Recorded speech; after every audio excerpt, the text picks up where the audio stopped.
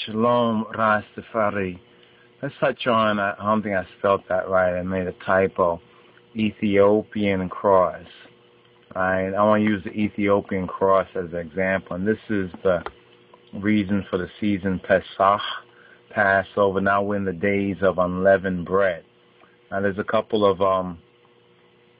vids that we have not uploaded as of yet. Right? A couple of vids that we haven't uploaded to the channel as of yet, just teaching on some of the aspects of Passover. But no doubt once I've seen a few of the videos that we have uploaded, and there's something that I think we are, on a certain level, we are missing, right? Something that we are missing, that we're failing to grasp, or at least some of us are failing to grasp. In fact, there's two or three kind of things I want to touch on because of some of the situations, or even one can say situations, but let's just really overstand. Let's be mature in this knowledge. I mean, this is so very important. This holy day is this holy time, and the holy mind is so very important. I was going to say that discipleship is not for everyone, because Christ even says one has to count the cost. I mean, it's a nice thing to say, yeah, I want to be a disciple, right? But have we taken into consideration the example of the disciples, right? I was thinking about this, that there's like three choices. There's let's just deal with the worst up front. There's the Judas Iscariot, Ascarotawi, the betrayer. There is Peter, the hard-headed, Petros Romanus, not, but Simon Petros, Peter Kepha, who was the hard-headed. And then we have Johannes, we have John, and here's John right here. Here's John, and the scriptures pictures John, right, according to type, as leaning on the master's bosom, right, of leaning on the master's bosom. And it was that closeness, right, John the beloved. Now, Johannes means the grace of Yah, or the grace of Jah. That's what the name Johannes means. Now, what we wanted to touch on right here, and I would like to be like a three-parter, right? The first is on the cross, right? Let's look at the cross. Okay, that's why I had the typo. I had a QN, mistaken the type right there. Let's look at okay, now this is crosses for sale and all of that, which is all right on that level right there.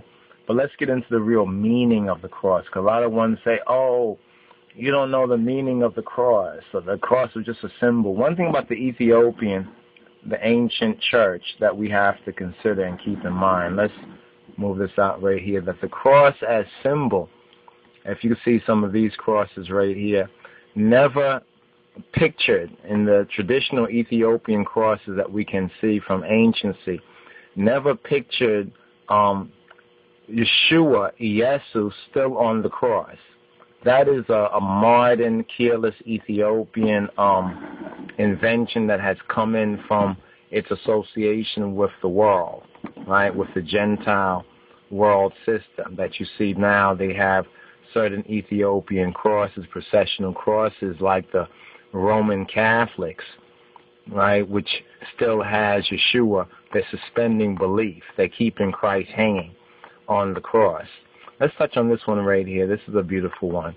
We can use this for the cross teaching right here. We need to understand what the real meaning of the cross is, right? What's the meaning of the cross? And it's something that I've come across, interesting, come across in some of the Gnostic scriptures. Now, it's a known fact that of the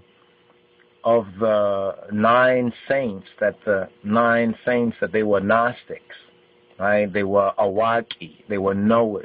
Now, the Gnostics have gotten a bad name, and since Aleister Crowley and his OTO, and a lot of spiritual confusion has crept in. So a lot of folks When they think of the Gnostics, they only go back to the Gentile white Western world's infiltration and perversion of the true Gnosis, but don't go back to our Ethiopic root. And here we want to go back to the root, and we're going to refer to Ptolemy's version of the Gnostic myth right here, and this is from the Gnostic scriptures. Let's show this. Bobby Hemmett goes into something very good on that as well. This is the book right here.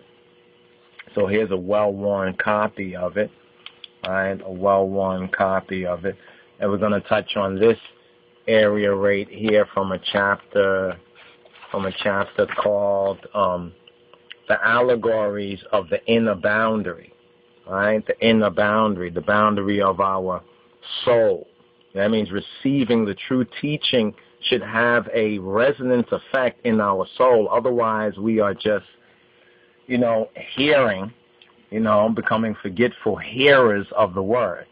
And because some of the ministry encounters that we are encountering among certain ones, this is why we like Wendim Yadon said that we fear, right? We fear. Let's qualify this fear, right? Let's qualify this fear. So let's bring the scriptures near, and let's see what Wendim Yadon says right here, right? In Corinthians, right? In